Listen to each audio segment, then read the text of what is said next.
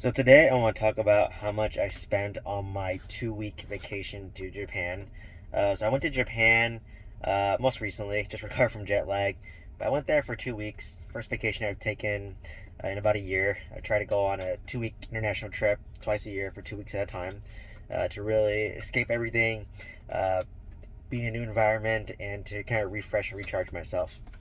So a lot of people think that traveling internationally can be expensive, and I hope to kind of dispel that. And so, in grand total, I spent $3,100 to travel 2 weeks in Japan, and I went all over Japan. Right, so I flew from LAX into Haneda Airport, which is near Tokyo. There's two. There's Haneda and Narita. Haneda is closer to Tokyo, and then from Tokyo, I stayed there for about 4 nights. Then I took the train down to Hakone, where I stayed in a ryokan, which is a traditional, Japanese housing. It has the, kind of the bamboo tatami mats, and it's very scenic, very nice. They give you a full meal, and then from Hakone, took the bullet train down to Osaka, which is down south. Was there for 2 nights. From Osaka, I took the train to Beppu, which is down south in Kyushu. And then from Beppu, I took another train to Fukuoka. Sorry, I'm saying these names wrong. I was there for 2 days, or 2 nights. And then from there, I flew all the way to the top of Japan, to Sapporo, which is where I stayed for 4 nights. And then from there, I flew back home. So I went to a lot of places, right? Most people don't hit as many cities as me. Usually when me and my girlfriend travel, we try to hit as many cities as possible to really get a good flavor of Japan. This was my third time going to Japan, and my fiance's second time going to Japan. So we're a little bit more experienced. But, so despite doing all that, we spent $3,100 each. So total together, splitting hotel, it was $6,200, including all the flights, all the travel, all the food, and all the things that we bought. Right? So it's not as bad as you think. We did get our flights for free, which I still didn't include in the price, but I used my Chase Reserve Sapphire points to basically buy our flights. My flight was $900, her flight was $900. Remember, once again, in $3,100, I'm including the flight, even though I paid a bit of points. So it's $2,100 or $3,100 in total. If I were to minus the flights using the points, realistically, I spent $2,200. Right? So the most expensive thing about traveling is the flight and the hotel. Right? So, because you need a place to live, right? And you need to fly there. So the flight there was $900, direct flight from LAX to Haneda. Not cheap. I know some people got it for about $600, which is cheap, and it's been as high as like $1,200. So I'd say $900 is not bad, right? When I went to Japan in 2017, it caught the round trip flight was $700. So that's not bad considering that was like 7 years ago. And what's nice about Japan at this time is the conversion. The US dollar to yen is very strong. So $1 is 150 yen. When I went 7 years ago, it was roughly $1 was 100 yen. So the conversion rate's good. So things are about 30% cheaper than what I'm used to, right? So if something costs 1,000 yen, that would roughly be around like $6-7, which was nice, right? So you can get a bowl of ramen for $6-7. In Los Angeles, in California, the bowl of ramen's like $22, right? Starting. And that's the basic bowl of ramen. So, anyways, I digress a little bit. The most expensive thing is the flights. If you use Chase Sapphire, if you use travel points, you can subsidize that cost. But even if you pay for the flight, it's $900.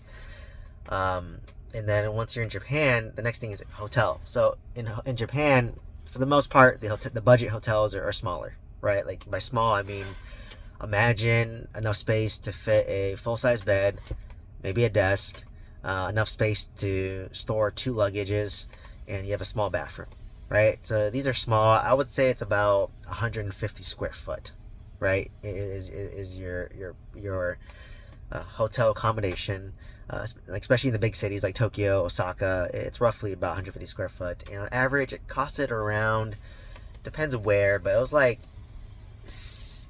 $70-80 a night for the more budget hotel. And then me and my girlfriend, or my fiance, we actually tend to cut costs on hotel because we're never in our hotel. Like, to be honest, when we're traveling Japan, we wake up around like 7 a.m. We're out the door by 8 a.m. and we're back home by like 10 p.m. So we're out the whole day. We come back, we just shower, go to the onsen at the hotel, and then go to sleep and get ready for the next day, right? So we're not there often. So in areas where we didn't really stay inside, we kind of got more budget hotels. So there's a chain called APA. It's a large chain. It's kind of like your Best Western, Holiday Inn type of thing. But I thought it was actually better than like Best Western. So in Tokyo, most of the places we try to stay APA, their chains are everywhere.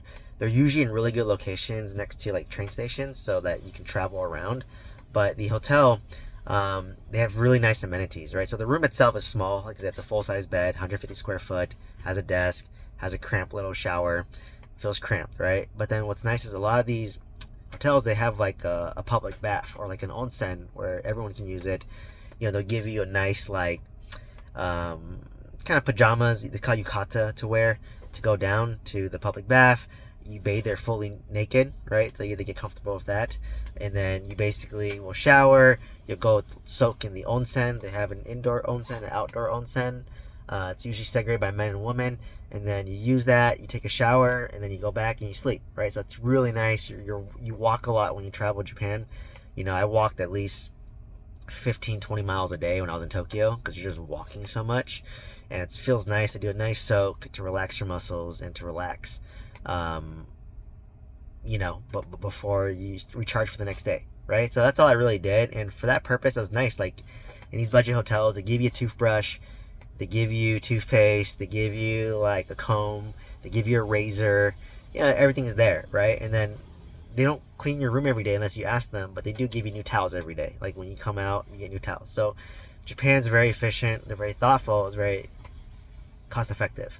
So the places where we did spend more money in hotel was the Ryokan Hakone, and that was $300 a night. But it's not even that bad because it included a kaiseki dinner for two and a kaiseki breakfast for two. And for those who don't know, kaiseki is just like a huge, like bento box for lack of a better word. It's a lot of dishes that you eat. And for reference, like kaisekis in LA cost like $150 per person. So like in our mind, we're like, wow, they serve it in your home. You get to stay in a nice room and you get to use the public onsen, or you can get a private onsen if you want to pay for it. And so we stayed there more often, indoors more often. We splurged in a nicer hotel. So I don't know the totals on hotel, but roughly it's about $70 a night. Divide by two, so $35 each. And that's how we cut costs. Another thing that we did was just doing stuff in Japan, relatively speaking, was inexpensive. Like if you want to see a park, if you want to see a museum, it's like 500 to 700 yen, which is like maybe $5, right? If you want to go on a Ferris wheel, it's like $5. If you want to see this museum, it's like $5. So things are pretty cost effective when you're there, right? So that's what's really nice. And the food, we did do one omakase, which was like $50 a person. That's pretty cheap, right? Like omakase here, it's at least $150 per person. They're higher in omakases, but like we just found like this one that was like a hole in the wall, had great reviews, and I honestly thought it was good.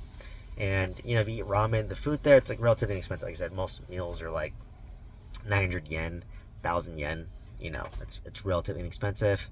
When you're using the metro, it's usually each ride was about 150 yen, which is like $1 or $2.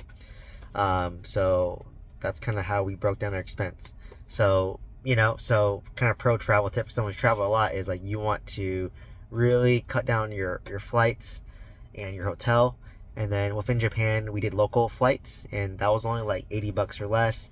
The bullet train, for all the train, we did the JR Rail Pass, which was nice because we kind of broke even on it, but we spent about maybe $500 on the rail pass. But if you were to add up all of our rail transportation about the rail pass, it probably broke even. And we went snowboarding in Hokkaido and Sapporo for a day.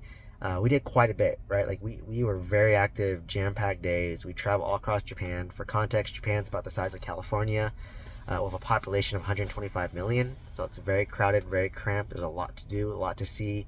You got city life, you got culture, you got nightlife if you're into that. There's a lot of anime stuff there, a lot of great food, a lot of sightseeing, culture. It's a great place to be. Definitely, if you haven't traveled there, check it out. I'm gonna do a more detailed video about what I did in each city if you're interested in that. But just want to do an overall video of what I did in Japan, all I've covered, and all that for only $3,100, right? So like just the PTO that I took for my W-2 covered all that easily. So hopefully you found value from this video. Gonna start as I travel. I'm gonna start documenting what I'm doing while traveling, so you can get some of my tips. And you'll please share this video with somebody who's interested in traveling to Japan and know that it's not as expensive as you think. Hopefully you found value from this video, and I hope you see you next one. Thank you so much.